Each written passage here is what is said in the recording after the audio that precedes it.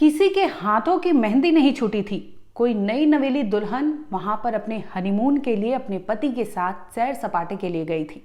कोई navy officer था तो कोई वहां पर आईबी ऑफिसर था।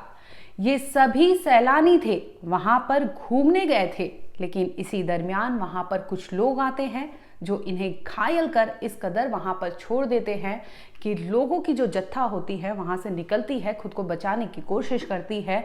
जब देखते हैं अपने आंखों के सामने अपनों को खोते हुए, बिलबिलाते हुए, रोते बिलखते लोग वहां से नीचे उतरते हैं। इस दरमियान कईयों के घायल होने की भी रिपोर्ट सामने आई, जिसमें बता दें कि क्योंकि पहलगाम जो इलाका है वो पहाड़ी इलाका है, उसमें एकदम प्लेन नहीं है, जिसकी वजह से चलने में या उतरने में आसानी हो।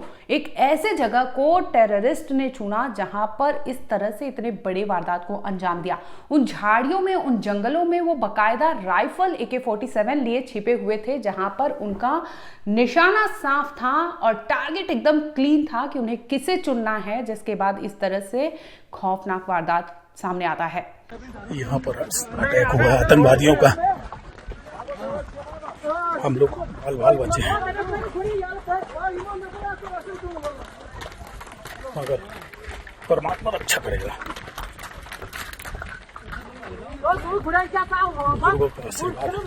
भगवान की कृपा से जरूर बचेंगे हम।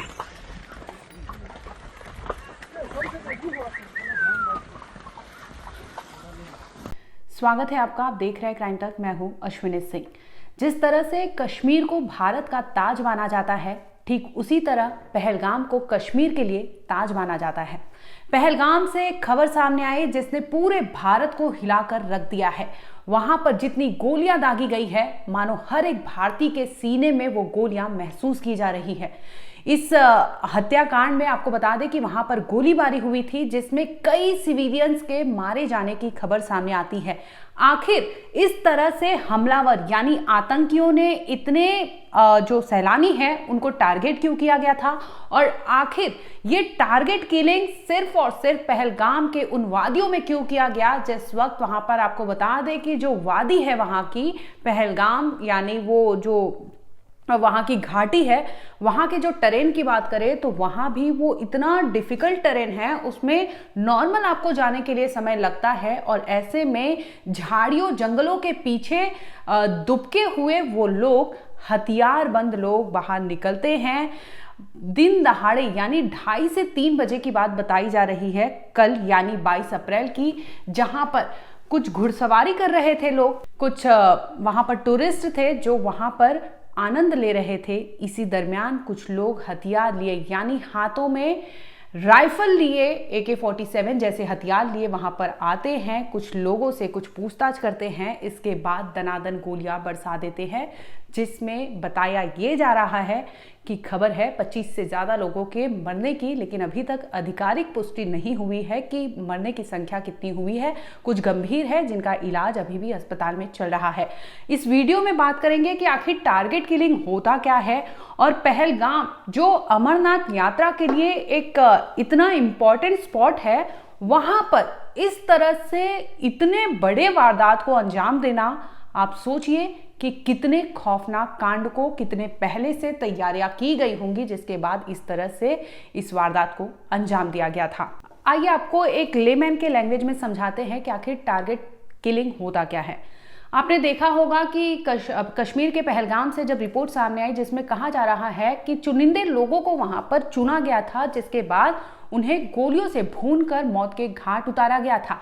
बता दें कि जो उनके साथ में थे, चाहे वाइफ हो चाहे बच्चे हो, उनसे भी कुछ पूछताछ की गई, जिसके बाद उन्हें छोड़ दिया गया। लेकिन टारगेट पर सिर्फ और सिर्फ मेल आए। बता दें कि ज्यादा तादाद में जो मौत की संख्या है वो मेल लोगों की है, यानी पुरुष की संख्या जो है वो अमूमन ज्यादा बताई जा रही है, जिसमें यानी कि उनका टारगेट क्लियर था कि उन्हें सिर्फ और सिर्फ निशाना अगर बनाना है तो पहला नंबर था सैलानी, दूसरा नंबर था मेल। और इसके बाद जो चीजें सामने आई वो लगातार वहां पर पहलगाम में कुछ ना कुछ अपडेट सामने आ रहा है, जिसे लेकर बता दें कि प्रधानमंत्री मोदी ने भी अपना दौरा कम किया, जिसकी वजह से वो लौटकर भारत आए। इसके साथ ही गृह मंत्री अमित शाह और जो LG है वहां पर मनोज सिन्हा, उनकी बैठक चल रही है उनमें अब आगे इस केस को लेकर जो जिस तरह से टेररिस्ट ने सीधे अटैक किया है सैलानियों पर, इसे लेकर कार्रवाई चल रही है और इसके साथ ही ड्रोन और सर्च ऑपरेशन किया जा रहा है। फिलहाल पहलगाम में हर तरह के सैलानियों की रोक लगा दी गई है क्योंकि वहां पर इस तरह से इतने खौफनाक हत्याकांड को अंजाम दिया गया है। नरसंहार जिसे कहा जा सकता है कि अमूमन वहां पर लोगों की लाश बिखरी हुई थी, जिसके बाद उनके खुद के परिवार वाले भागने पर मजबूर होते हैं, खुद की जान बचाने के लिए मजबूर होते हैं कि जैसे तैसे वो वहां से भागे, नहीं तो टेररिस्ट के अगले निशाने वो खुद हो सकते हैं। ये खबर हर एक भारतीय के दिल को कचोट कर रख दी है। आपको बता दें कि कल से ये खबर जब से ही सामने आई है, चाहे सोशल मीडिया ले ले चाहे मेन स्ट्रीम मीडिया ले ले, इस पर तमाम जगह ये चर्चा चल रही है और एक भारतीय का खून खौल रहा है कि इस तरह से टेररिस्ट खुलेआम आते हैं और हथियारबंद लोग आते हैं और बिना निहत्थे, मतलब वहां पर सैलानी है जिनका कोई उनका लेना देना नहीं था, वो एकदम सॉफ्ट टारगेट बन जाते हैं और इस तरह से वो हत्याकांड को अंजाम देते हैं। वहां के कुछ चश्मदीद है, उन्होंने क्या कुछ कहा वो भी सुन लीजिए। जी सर, मेरा नाम उमर है। पहलगाम में है ना? पहलगाम में इस वक्त हूँ, परेशानी की हालत में हूँ। तो कितना बड़ा नुकसान है? अंदाज़ा नहीं कितना परेशान है हम, कितना नुकसान हुआ, ये सब के लिए नुकसान है। पहले इंसानी जो जाने चले गई, इनका बड़ा दुख है हमें। हम खुद परेशान हैं, हमें समझ में नहीं आ रहा है हम कहाँ पे हैं। हमारे गेस्ट भी परेशान हैं, हम भी परेशान हैं।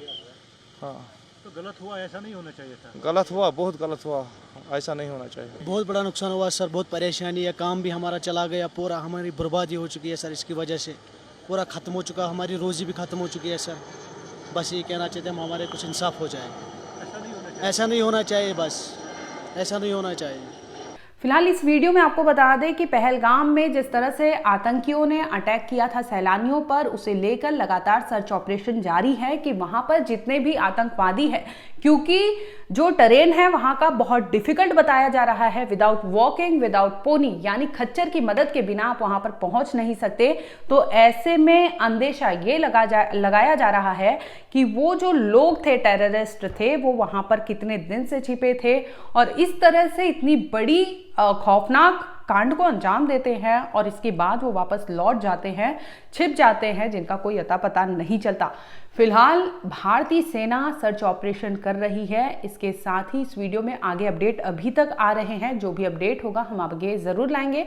आप देखते रहिए क्राइम तक।